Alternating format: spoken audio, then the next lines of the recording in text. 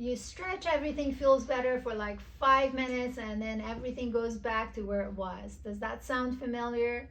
Or the reason that happens is because stability is not there, so the tightness is there continuously.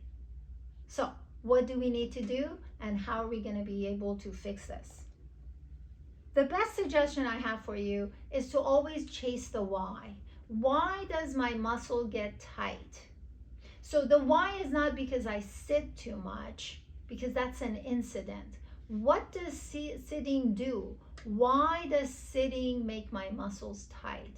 If you keep chasing the why, you see that the stretching is not going to solve the problem, because the issue is instability. The issue is dysfunctional patterns of movement that are existing. The issue has to do with the choices you're making lifestyle-wise and habit-wise. So you want to obviously provide an opportunity where your body thrives, the environment that your body thrives. So there are things you do behind the, at work that you need to be mindful of. I've done videos on this extensively. Please make sure you subscribe to the channel.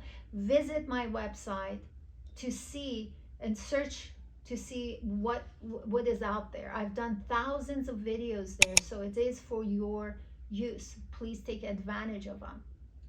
So we want to eliminate the things that feed the problem, feed the dysfunction, and we want to start getting on the right path.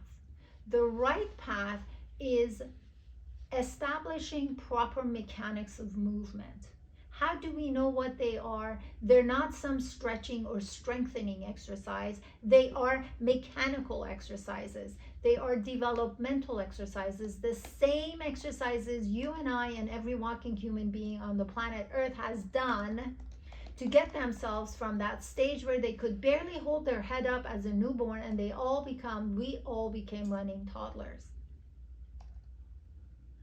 So we followed the same patterns of movement to establish that stability. Those are the patterns we need to follow. That's the manual of movement.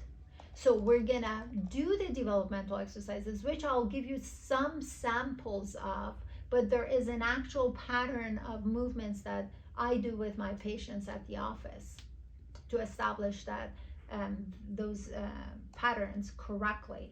When you don't do it, you stretch.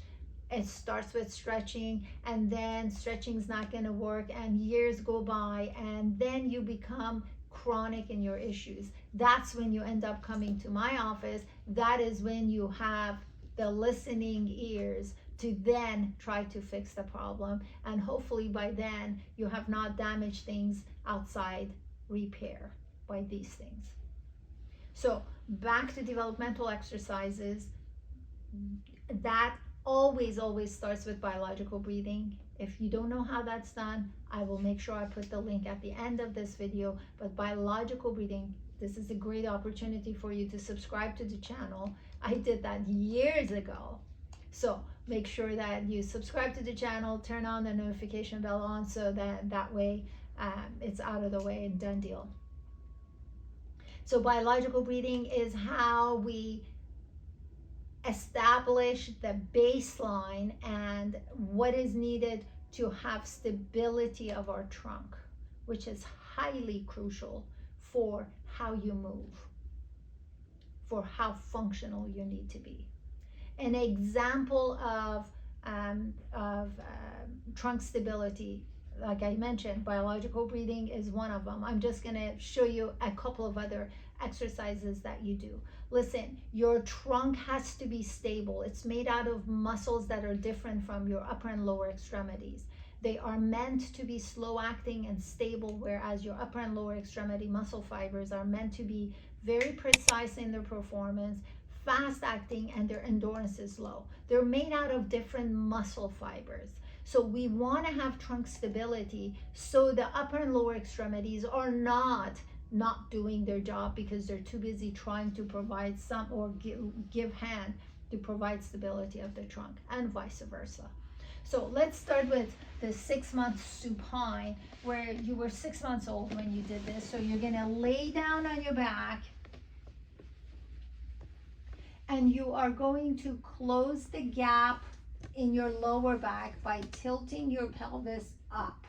That means you're not shoving your leg into the pelvis and pushing it up. You're not using your glutes to shove it up.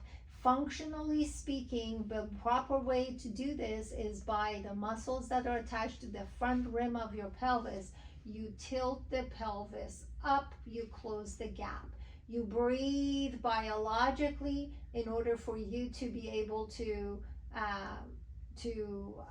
basically engage all of these muscles on your side and put your inner tubing, as I call it, inside of you. You hold your arms up, not stiff, but nice and relaxed, allowing your shoulder blades to be on the floor. Now, as you breathe in, you bring one leg up and you bring the other leg up and you hold.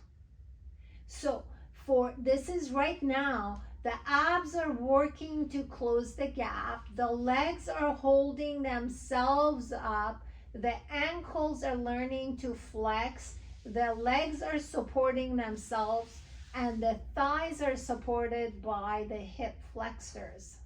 My arms are holding up. My spine is nice and neutral, and I'm just holding